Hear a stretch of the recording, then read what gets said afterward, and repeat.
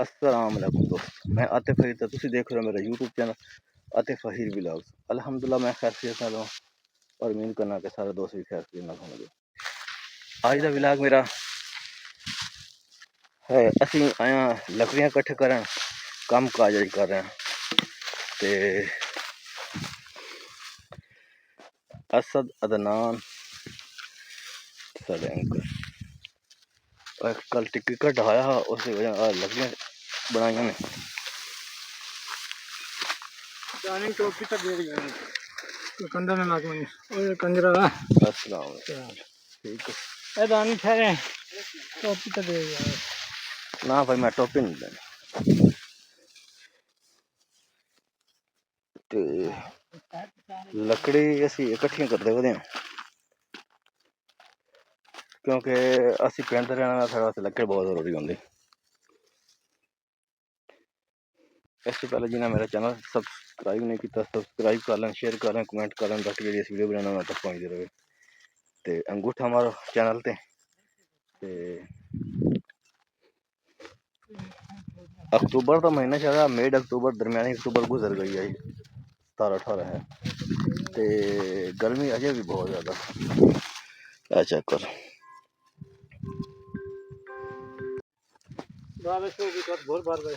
अल्लाह पा खैर कर सी, बारिश नहीं आती।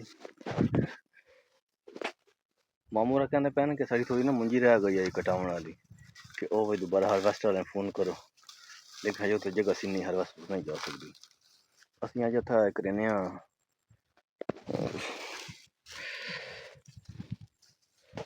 लेने आ गई दूसरा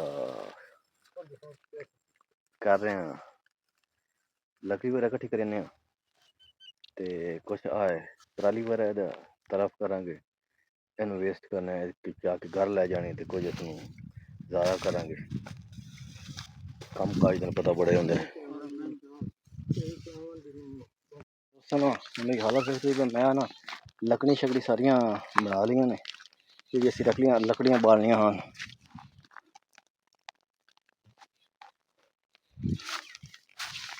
ते असी हुण अपना बालन बना लिया। तकरीबन मेरे वेख ना बड़ा पसीना आया वदा। ते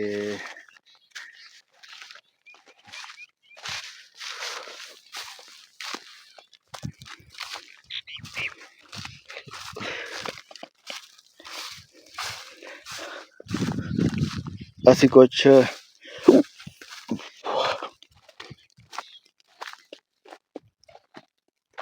एक दरख्त भी ढाया हा जड़ा, ते असी बनाइया दूसरा ये लकड़ियां बनाइया ये वे जिता। बाकी छांग छांग आप घर लै गए उत्थे जोड़ी इस तरह के वही कौन दिखाना मैं उन्हें घर लै गया। तो इंशाल्लाह 1-2 दिन तक कणक भी कटानी है, इस वजह जगह वेली करनी है। अच्छा दोस्तों मैं लकड़ियां शकड़ियां इकट्ठी करके आया, एक तो थक बड़े गए और मैं थोड़ा बैठा रहा वहाँ और थोड़ा हालत देखो ये बड़ी गंदी हालत है। ते हूँ आया डेरे ते कोई रस की कोई पानी लाया होया,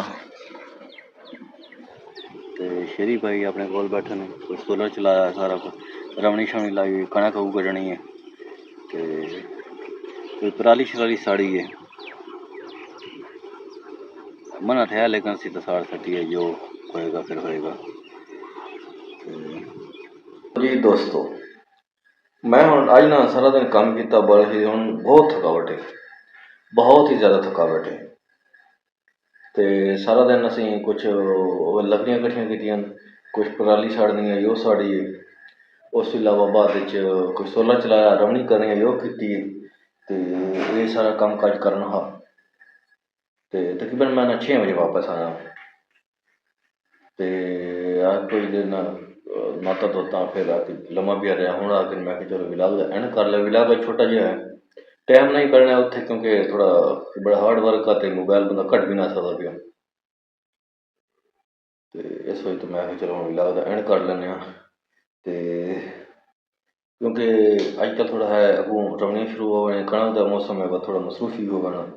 इंशाल्लाह विलाग बनाते रहेंगे। ਤੇ ਅਸੀਂ ਹੁਣ ਤੁਹਾਡੇ ਤੋਂ ਚਾਹੁੰਦੇ ਇਜਾਜ਼ਤ ਵਿਲਾਗ ਐਂਡ ਕਰੀਏ, ਛੋਟਾ ਜਿਹਾ ਵਿਲਾਗ ਤੇ ਲਾਜ਼ਮੀ ਸਪੋਰਟ ਦੇਣੀ, ਤੁਸੀਂ ਲਾਜ਼ਮੀ ਸਪੋਰਟ ਦੇਣੀ। ਇਨਸ਼ਾਅੱਲਾ ਅਸੀਂ ਵੀਡੀਓ ਬਣਾਉਂਦੇ ਰਹਾਂਗੇ ਤੁਹਾਡੇ ਵਾਸਤੇ। ਤੇ ਬਹੁਤ ਮਿਹਰਬਾਨੀ, ਅੱਲਾਹ ਪਾਕ ਖੁਸ਼ ਰੱਖੇ ਤੇ ਮਿਲਦੇ ਹਾਂ ਅਗਲੇ ਵਿਲਾਗ ਵਿੱਚ। ਅੱਲਾਹ।